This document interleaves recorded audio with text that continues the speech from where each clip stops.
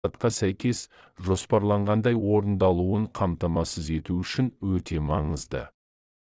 Дәл осы жерде сіз жарық жұмысшылары және жол белгілері ретінде осы түрлендіру процесінде шешуші рөл атқарасыз.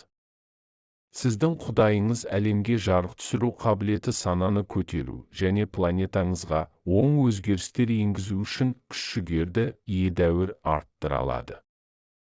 Сіз бұл драмадағы пассивті бақылаушылар ғана емессіз. Сіз трансформацияның белсенді қатысушылары мен катализаторларсыз. Сіздің махаббат пен үмітті бейнелеуге деген адалдығыңыз осы аласапыран кезеңдерде адасып немесе депрессияға ұшырауы мүмкін басқаларға бағыттаушы жұлдыз ретінде қызмет етеді.